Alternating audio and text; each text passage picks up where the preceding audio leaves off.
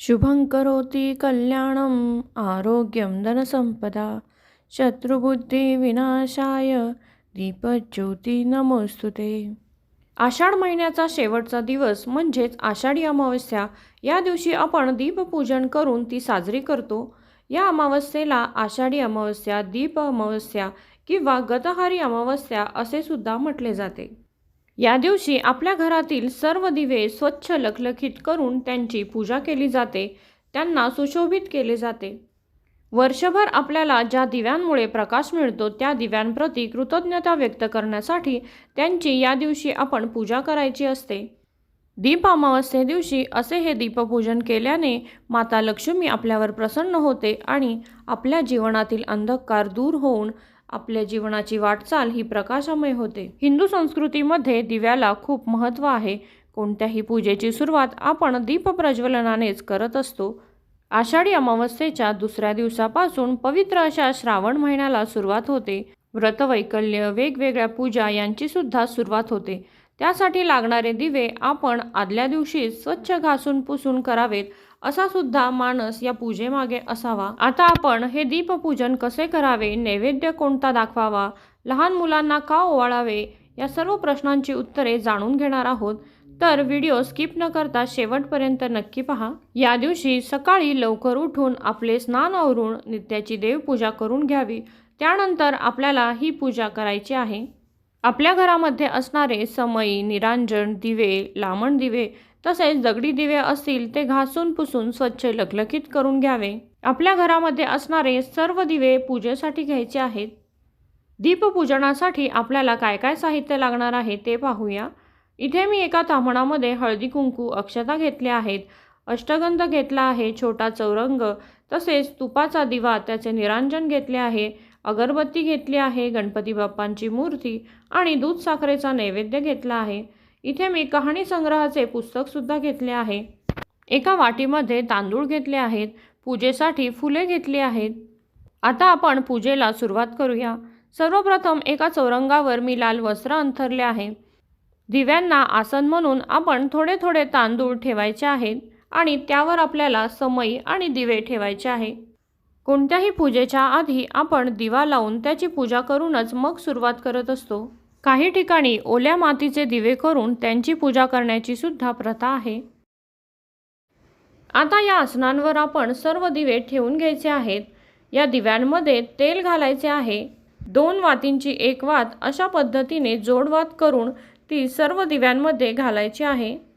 आता मध्यभागी मी छोटा चौरंग ठेवून त्यावर थोड्याशा अक्षता ठेवून गणपती बाप्पांची मूर्ती ठेवली आहे। कोणत्याही पूजेच्या अगोदर आपण गणपती बाप्पांची पूजा करतो, त्यामुळे इथे मी मूर्ती ठेवली आहे आणि बाकीचे सर्व दिवे सुद्धा ठेवून घेतले आहेत। सर्वात अगोदर आपण गणपती बाप्पांना अभिषेक घालायचा आहे, परंतु सकाळी देवपूजा करतानाच अभिषेक घातला आहे, त्यामुळे मी इथे मूर्तीच ठेवली आहे।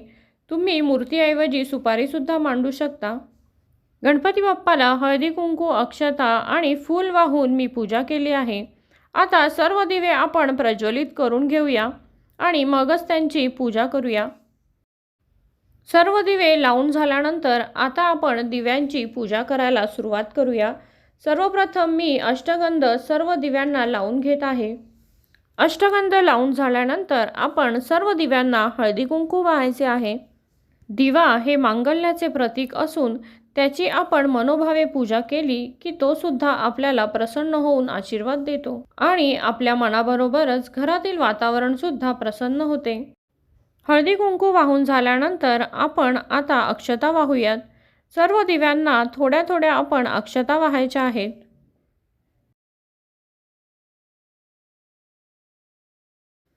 त्यानंतर आपण दिव्यांना फूल वाहायचे आहे। अग्निस्वरूप दिव्यांना आपण शक्य झाल्यास पिवळी फुलेच वाहावीत। दीपपूजनाच्या दिवशी आघाडा आणि दुर्व्याला सुद्धा खूप महत्त्व आहे। या दिवशी तुम्हाला जर मिळाला शक्य झाल्यास आघाडा आणि दुर्वा सुद्धा या दिव्यांना अर्पण करा। अशा प्रकारे सर्व दिव्यांना मी फुलं वाहून घेतली आहेत। आता आपण धूपदीप दाखवायचा आहे। इथे मी अगरबत्तीने सर्व दिव्यांना ओवाळत आहे। आता आपण नैवेद्य दाखवून घेऊया।